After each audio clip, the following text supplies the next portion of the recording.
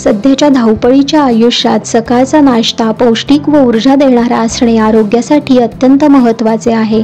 आज आपण सकाळच्या नाश्त्यासाठी किंवा छोट्या मोठ्या भुकेसाठी उपयोगी असणारा आणि अर्थातच पौष्टिक असणारा शेवयांचा उपमा कसा बनवायचा ते पाहणार आहोत। शेवयांचा उपमा बनवण्यासाठी आपण इथे 2 कप शेवया घेतलेल्या आहेत। या रव्याच्या शेवया आहेत। आता यामध्ये 1 टेबलस्पून साजूक तूप आपण घालणार आहोत। साजूक तुपावर या शेवया आपल्याला व्यवस्थित परतून घ्यायच्या आहेत।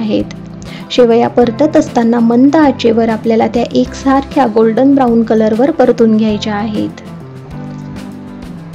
तर आता इथे तुम्ही पाहू शकता आपल्या शेवया छान परतून झालेल्या आहेत। शेवयांना एकसारखा गोल्डन ब्राऊन कलर आलेला आहे। आता यामध्ये आपण पाणी घालूया। तर आता इथे आपण 2 कप शेवया घेतल्या होत्या, त्यासाठी 2 कप पाणी आपण इथे घालणार आहोत। हे नॉर्मल रूम टेम्परेचरचं पाणी आहे। आता या पाण्यामध्ये या शेवया आपल्याला व्यवस्थित मिक्स करून घ्यायच्या आहेत। आता यामध्ये चवीनुसार मीठ आणि 1 चमचा लिंबाचा रस आपल्याला घालायचा आहे। आता हे सगळं व्यवस्थित आपल्याला मिक्स करून घ्यायचं आहे।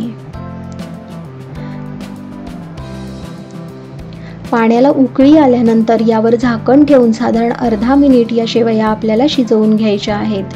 तर आता इथे तुम्ही पाहू शकता शेवया आपल्या छान शिजलेल्या आहेत।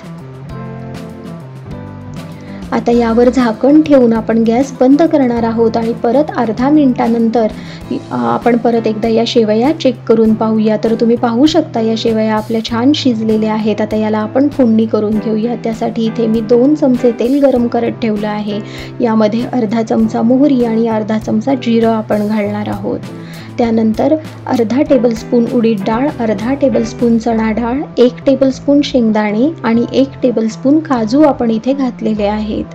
आता हे सगळं व्यवस्थित खमंग आपल्याला परतून घ्यायचं आहे।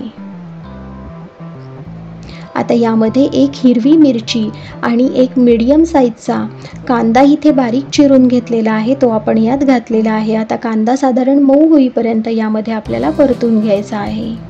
आता यामध्ये 7-8 कढीपत्त्याची पानं घालून आपल्याला व्यवस्थित हे मिक्स करून घ्यायचं आहे।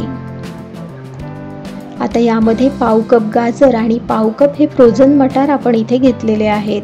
त्यानंतर चवीनुसार मीठ आणि पाव चमचा हिंग आपल्याला इथे घालायचा आहे। हिंग तुम्ही फोडणीमध्ये सुद्धा घालू शकता।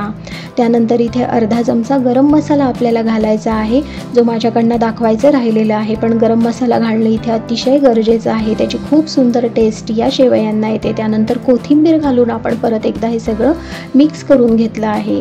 आता यामध्ये या शिजवलेल्या ज्या शेवया आहेत या आपण घालणार आहोत। आता शेवया घातल्यानंतर मंद आचेवर या शेवया आपल्याला यामध्ये व्यवस्थित मिक्स करून घ्यायच्या आहेत। त्यानंतर कोथिंबीर आणि 1 चमचा लिंबाचा रस घालून आपण परत एकदा हे सगळं व्यवस्थित मिक्स करून घेणार आहोत। आता आपल्याला गॅस इथे बंद करून या शेवया व्यवस्थित मिक्स करून घ्यायच्या आहेत। आता आपला शेवयांचा उपमा इथे तयार झालेला आहे। आपण तो सर्विंग डिशमध्ये काढून घेऊया। तर तुम्ही पाहू शकता मऊ आणि लुसलुशीत आणि शेवया व्यवस्थित मोकळ्या अशा शिजलेल्या आहेत। तर आपला उपमा इथे तयार आहे। शेवया व्यवस्थित शिजण्यासाठी त्यामध्ये पाण्याचं प्रमाण व्यवस्थित असणं अतिशय गरजेचं आहे। पाणी जर जास्त झालं तर शेवयांचा लगदा होतो आणि कमी झालं तर शेवया कच्च्या राहतात। त्यामुळे पाण्याचं प्रमाण योग्य असणं अतिशय गरजेचं आहे। तर तुम्ही सुद्धा ही रेसिपी नक्की ट्राय करा आणि तुमचा अनुभव कमेंट बॉक्समध्ये शेअर करायला विसरू नका। थँक्यू।